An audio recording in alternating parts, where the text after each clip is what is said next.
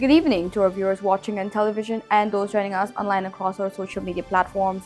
I am Adana Dorek with the Wednesday, April 8th edition of the Guyana TV9 News. In the headlines tonight, President Ali awards medal to GDF contingent following Jamaica relief mission. Parents can be charged if they don't know where their children are. Minister Prasad warned. Cash bank distribution surges past 150,000. Checks printed for hinterland residents. Guyana ramps up diplomacy as Suriname imposes quarantine river charges. And list coming soon. President Ali moves to expose illegally obtained driver's license. Now for the news in depth. You went to Jamaica as soldiers and you return as heroes. That was the message from President Dr. Irfan Ali this morning as he welcomed home the ranks of Operation Melissa. During a ceremony at Base Camp Ghana, the president awarded medals to the contingent, stating that their relief efforts following Hurricane Melissa showcased the spirit of compassion that defines the Guyanese nation. More in this report. The head of state stated that the ceremony was not merely about medals, but about recognizing a deeper national truth, one that underscores how strength is measured. According to him, a nation's resilience is revealed not only in defending its borders, but in extending support to others during time of crisis. The officers and ranks of the Guyana Defense Force who answer the call to service beyond our shores. You did not hesitate. You did not falter. You did not ask whether the task would be easy. You made us all proud. You carried supplies, yes, but more importantly, you carried hope. You built structures, yes, but more importantly, you helped rebuild lives. You represented Guyana not just with your uniforms, but with your discipline, your professionalism, your humanity, and your skill. Reflecting on Guyana's regional identity, the head of state stated that the country is not isolated, but firmly rooted within the Caribbean community.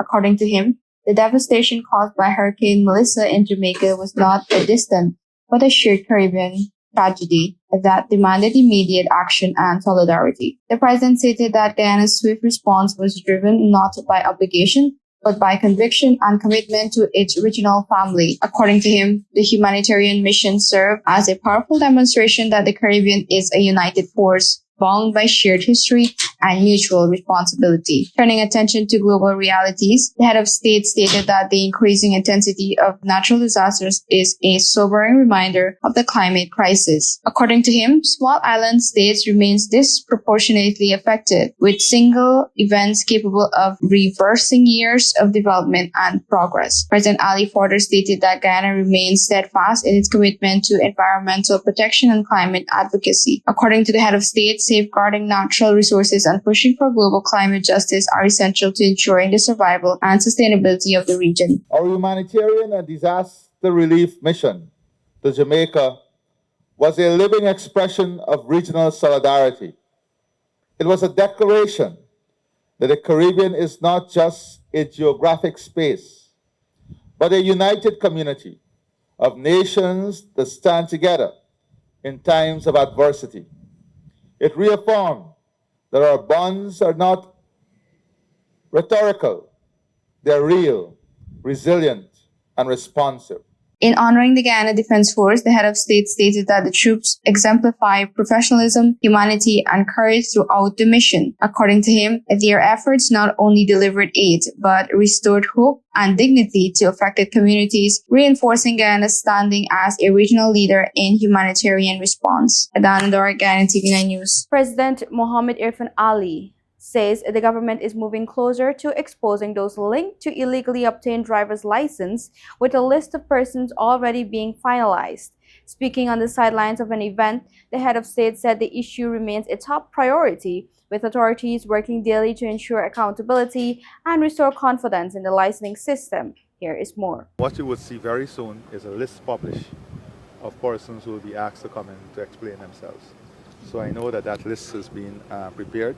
President Ali revealed that investigations uncovered serious discrepancies between persons who completed written exams, those who undertook practical tests, and those who were ultimately issued license, triggering a nationwide review interview. He confirmed that the list of persons linked to these irregularities is already prepared, with the next phase involving public disclosure and engagement with those named. The president also indicated that the Attorney General has been tasked with reviewing existing laws with possible amendments to strengthen enforcement and ensure stricter penalties where necessary. Meanwhile, the head of state said broader legislative updates are also underway to tackle public nuisance issues, including improper garbage disposal and illegal littering. I've asked the Attorney General, within 3 weeks, we had increased the fines and have some of the harshest fines for different traffic offenses, drinking and driving, and all of these things. The enforcement is a problem, but we're improving enforcement with the cameras. So I've asked the Attorney General to once again look at what additional measures will be needed, and to ensure that wherever amendments are needed, those amendments will be in place. And also on the issue of garbage and illegal littering, I have asked the Attorney General to amend all the rules. He noted that updated laws could allow for the use of camera evidence to prosecute offenders as part of efforts to modernize enforcement. President Ali added that while fines for traffic violations have increased, enforcement remains a challenge, and the government is moving to strengthen monitoring systems, including expanded use of surveillance cameras. Adana Doric, Guyana TV9 News. More news after the break. Stay tuned. GCOM is currently conducting a national registration exercise. Who can register? Anyone who will be 14 years or older by June 30, 2026, and is a Guyanese citizen by birth, descent, naturalization, or is a citizen from a Commonwealth country living in Guyana for 1 year or more. How to apply for registration? You must visit the GCOM registration office that is responsible for your area of residence to apply for registration, name change, or correction.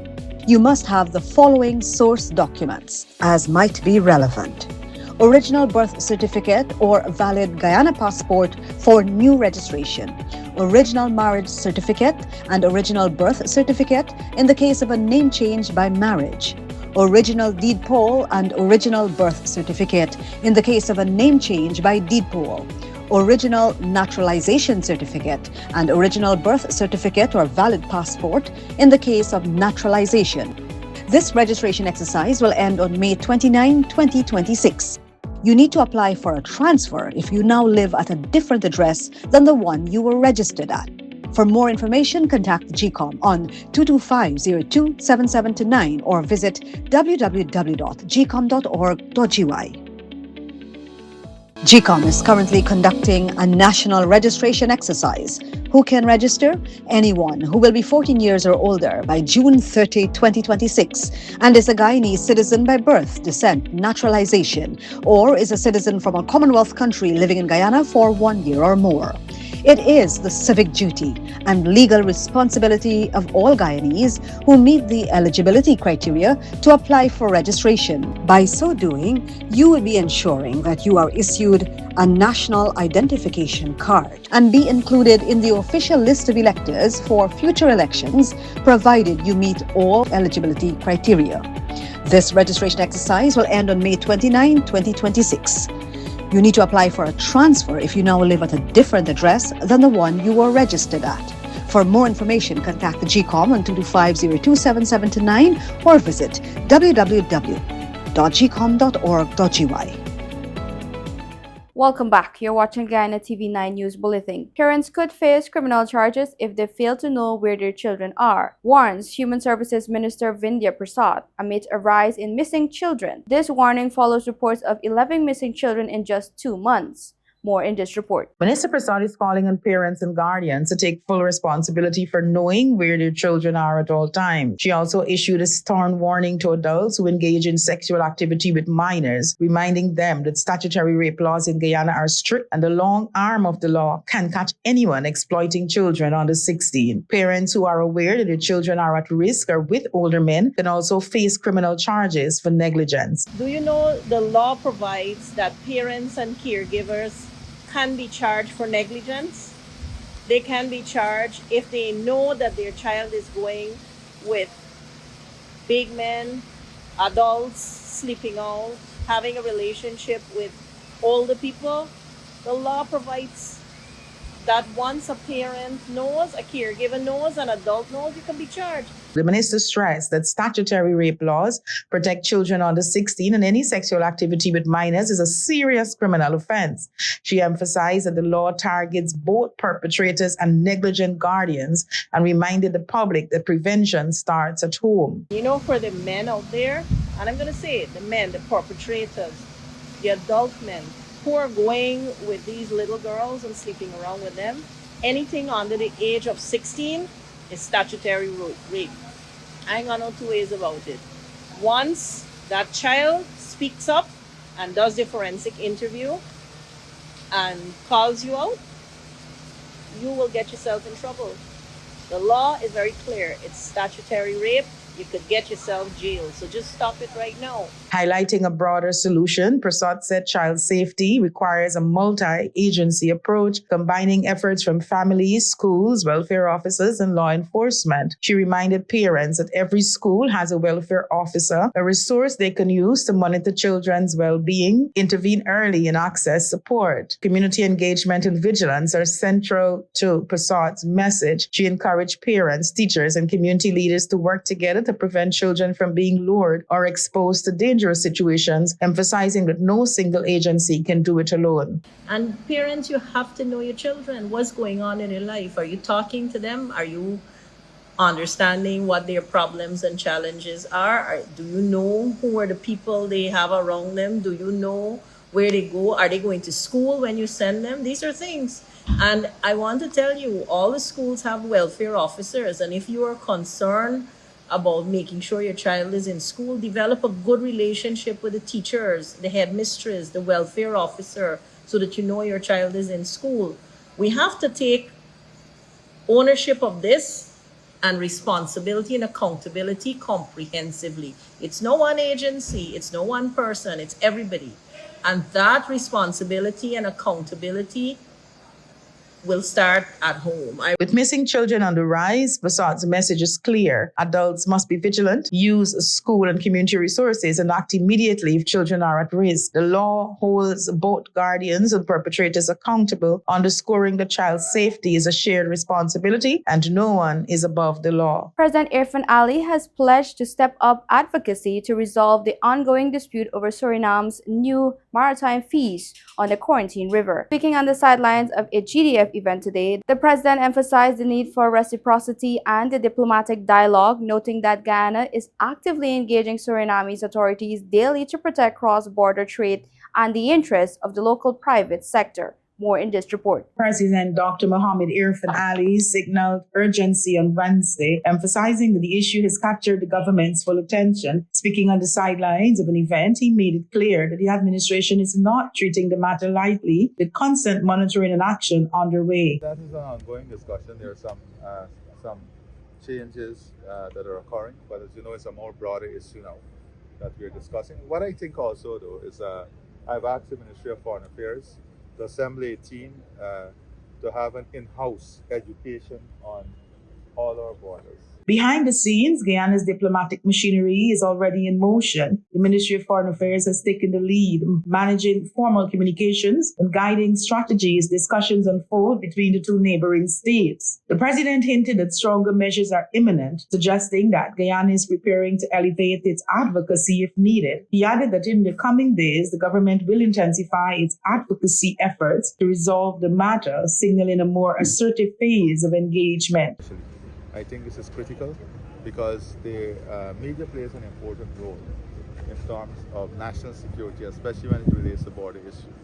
And it's very important that our media personnel and personalities have a full understanding of our borders and the challenges and opportunities so that the reflection whenever you write on these matters take into consideration our true interest, which is our national interest. Concerns surrounding the proposed charges extend beyond policy disagreements. Officials warned that any unilateral move could disrupt trade, complicate cross-border commerce, and unsettle businesses that rely on predictable access to the river. Despite the tension, there are signs that dialogue remains open. Recent engages between Suriname's foreign minister and Guyana's foreign secretary suggest both sides are willing to engage, keeping diplomatic channels alive even as pressure builds. At the heart of Guyana's position is a call for fairness and mutual respect. The president has stressed that long-standing cooperation must not be undermined, reminding that Suriname's enterprises have historically operated freely in Guyana. As the situation develops, the hope remains that diplomacy, not division, will guide the river's future.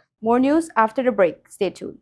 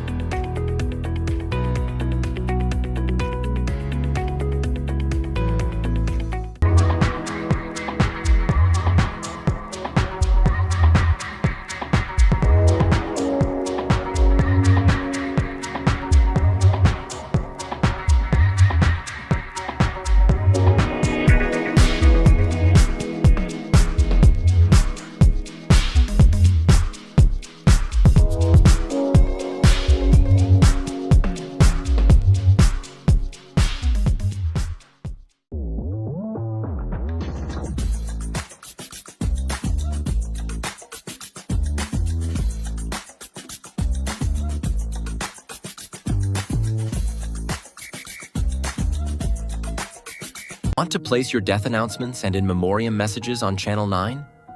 Call 592-761-5006, 710-5008-600-5006, or visit our office at Lot 85A Lamaha Street, Albertown, Georgetown, Century 21 Building. Guyana Channel 9 is now Guy TV 9, proudly under new management. We're building stronger with a balanced and open platform for all advertisers. Whether you're promoting a business, service, or event, your message belongs right here. So choose your spot, news, primetime, or anytime, and reach viewers across Guyana. With affordable rates and professional service, Guy TV 9 is your partner in progress. So visit us at Lot 21A Lamaha Street, Georgetown, in the Century 21 building, or call 600-5006 or 761-5006. Guyana TV 9. New leadership, fresh outlook, real results. Welcome back. You're watching the Guyana TV 9 News Bulletin. A postmortem examination has determined that 16-year-old Arif Aziz, a student from Adventure Essequibo Coast, died from drowning compounded by multiple injuries. The examination was conducted on Tuesday, April 7, 2026 by government pathologist Dr. Nihal Singh at the Saudi Hospital mortuary following the teenager's death on Monday, April 6, 2026. The body was subsequently handed over to his family for burial. More than 150,000 Guyanese have already received or are set to receive the government's $100,000 cash grant as authorities ramp up efforts to ensure no one is left behind, including those without bank accounts. Here is more. Senior Minister with responsibility for finance, Ashley Singh, revealed in his latest update that 150,963 citizens are expected to benefit within this week alone, marking a major milestone in the nationwide payout. Of that figure, 140,546 persons have already received direct bank transfers, including 48,858 public servants and 91,688 individuals who registered through the online portal. I'm pleased to say that we have now processed payments, some by direct transfers to bank accounts and some with checks that have been cut. A total of 10,417 payments have been processed for residents of Region 9. So as a result of this initiative, if we were to feature perhaps on two key numbers, we have processed a total of 140,546 direct deposits into persons' bank accounts. That 140,546 persons comprises the 48,858 central government employees and the 91,688 self-registrants, a total of 140,546 persons. And we've also processed payments, primarily check payments, for a further 10,417 persons.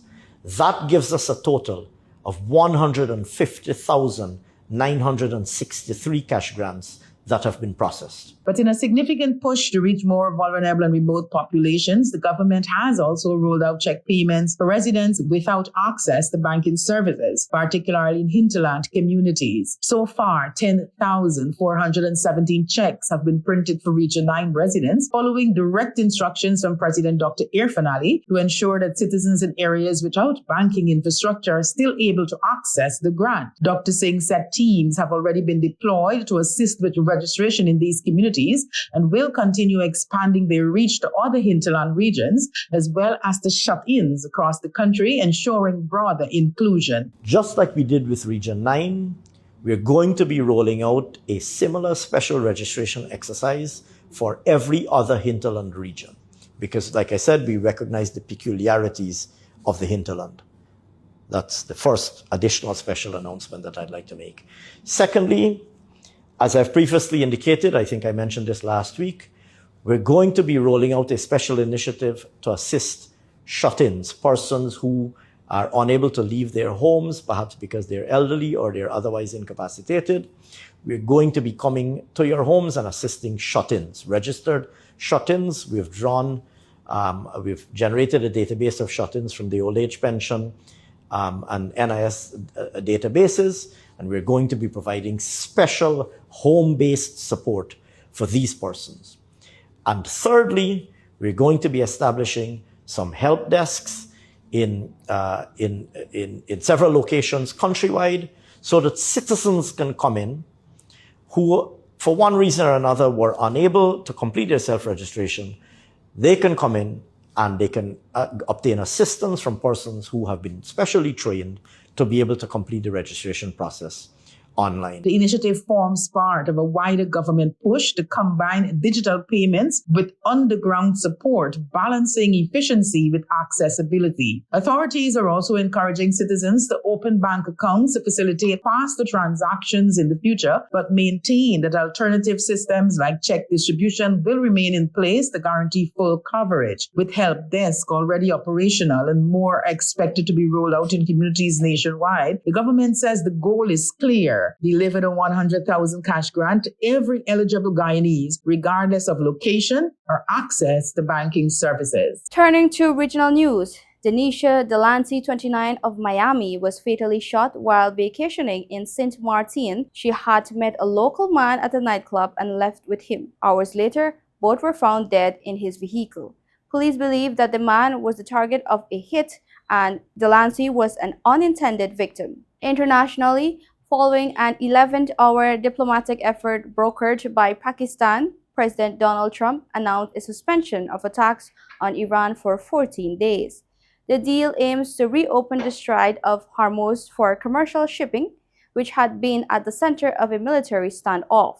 This breakthrough eased soaring energy prices that threaten the global economy.